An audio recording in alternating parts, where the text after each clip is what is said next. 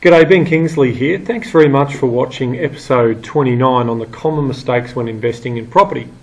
As promised, I wanted to put this up on our website where I want to talk a bit more about fear, procrastination versus greed and the balancing act that we as investors need to understand. Now, please, before I start this presentation, don't judge me on the graphics.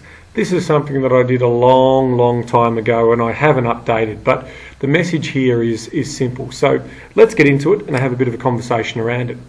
So I was talking about this sort of seesaw, this balancing act between risk-reward.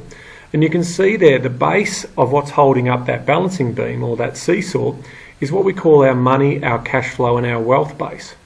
And on one end we've got fear. And it's this fear that can sometimes be damaging for us. And on the other side, we can be too greedy and we can get that balance out of whack. Now, it's really important when you're investing to make sure that you aren't fearful and you aren't too greedy and you try and find that right balance. By that I mean this. If we basically look at what could be a high risk to our wealth is fear of procrastination. So it's this inaction, this lack of actually doing something has the potential to give us a poor wealth outcome. In other words, we're not making our money work hard enough for us.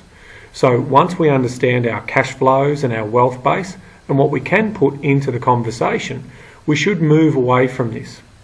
On the other side, we've got this concept of too much risk, too much greed, too much impatience can sometimes also result in poor wealth outcomes or us destroying the wealth that we may have built up. So when you want to be a conservative investor, it's important that you seek help. You get education, you obviously get professional support and knowledge, which is what you're doing now in watching this.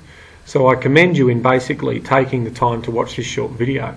So once we've got that understanding, it's important to also know that with education, with long-term actions, you can create a wealth outcome that potentially has a lower risk profile.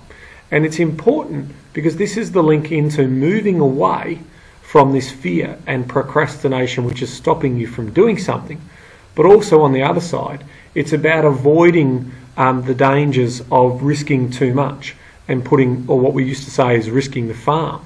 So please understand that education and knowledge can empower you to be in a position where you can move forward. And an example of that is you being happy because you may sometimes think that residential property can do that. And this is my belief.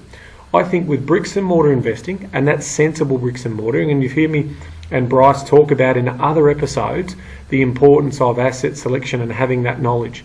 Because you can take calculated risks and you can be low risk in a sense in staying in the middle where it's easy to balance that balancing beam, that sort of understanding this seesaw motion. So if you push yourself on either side, you're not in equilibrium. So it's important to understand that.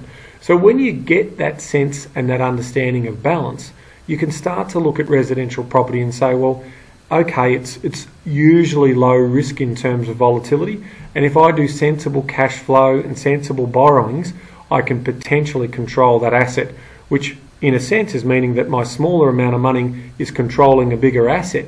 So I'm potentially getting a leverage position or a magnification.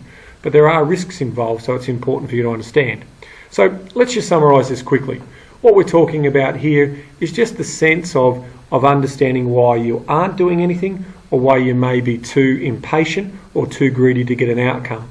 If you can find that balance in the middle, it's really important for you because you should be well served in terms of building out a long-term, slow but passive investment that's going to provide you with dividends for you and your family into the future. I hope you enjoyed that, and of course our disclaimer, this information is obviously general information, it's not specific information. It's important that you make sure you seek out independent advice before you take any action with investing.